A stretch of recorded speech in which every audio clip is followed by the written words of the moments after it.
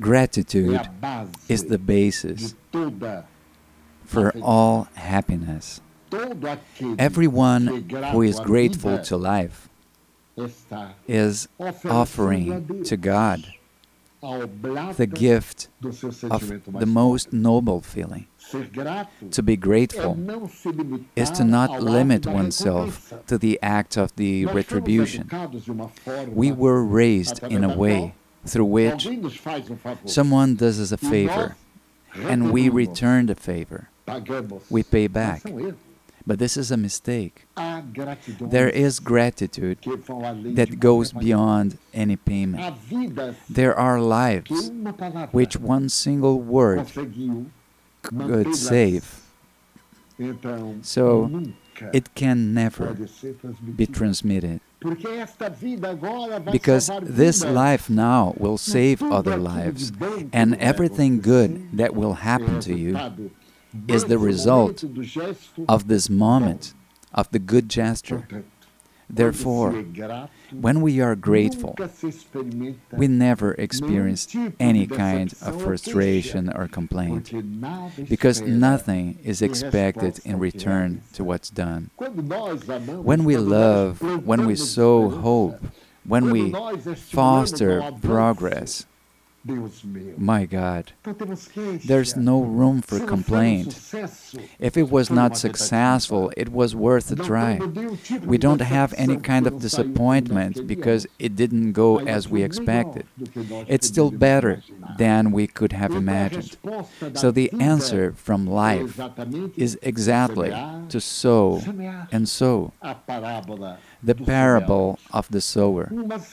Some seeds fell on the asphalt, others on the thorns, others in the mud, but the few ones that fell on the good soil produced 100-fold, 1,000-fold. It's worth sowing. To be grateful is to know that life is constantly moving. That's why don't let yourself be tormented by the changes. We are in constant movement, and changes in the organism in every 15 minutes. 1/3 of our organism is entirely renewed. Changes. The grateful being knows how to transform the evil that happens into opportunity for growth. Jesus, on the cross, forgive them, Father, for they don't know what they're doing. And the resurrection is Jesus' gratitude to the crucifixion. The grateful is humble and feels immense joy for serving. Notice that the humble are always willing to help. They are hard workers, joyful, modest, happy. They don't have so many doubts. They don't have philosophical conflicts. Don't get lost in ideologies. Love, love, and build a new world. The grateful, more than happiness, searches for existential meaning. What's the existential meaning of my life? Why am I here? At this age of experience, I could be resting, but it's an idle rest. It's a morbid rest. Life needs to be in movement. An osteopath told me, with a deep knowledge of the subject, the body was made for movement. The kind of talk, rest, lay down, all of this is banality.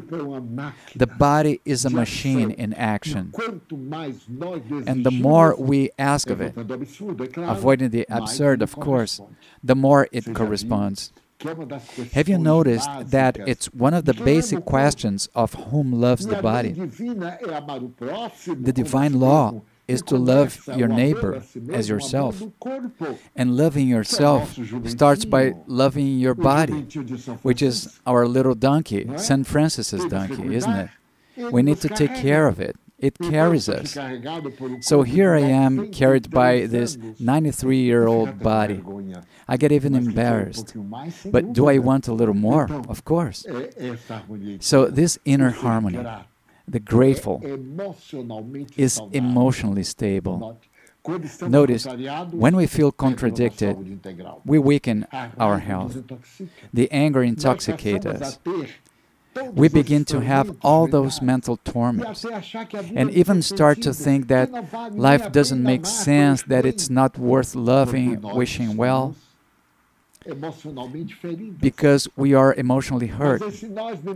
But if we recall the happy moments we've had, if we recall that we are living, then emotionally we become healthy and miss the good times, which are irreplaceable. The grateful seeks peace. Are you grateful to all who have helped you along your life?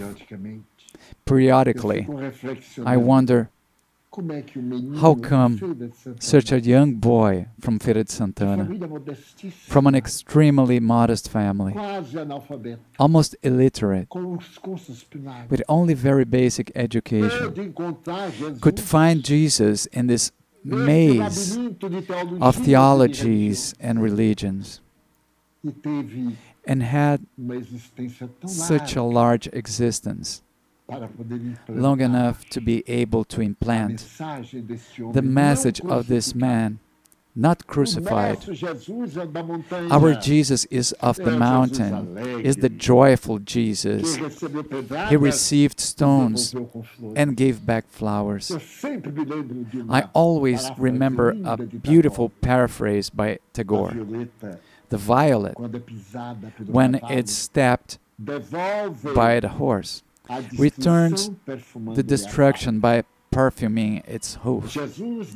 Jesus returned the cross by talking about the radiant morning of immortality, about us after we get through this night that lingers, after getting over these moral challenges that baffle us, after acquiring the certainty of the immortality. Because all of this will pass, everything passes. And when we find our loved ones and forever enjoy the paradise of peace and not regret all the good we did, this is the message of the Spiritism. Be the one who loves. How nice. Be the one who shares perfume. Be the one who forgives. Even if it hurts deep inside your soul, forgive. Untie the knot and be free. Be the one who follow Jesus.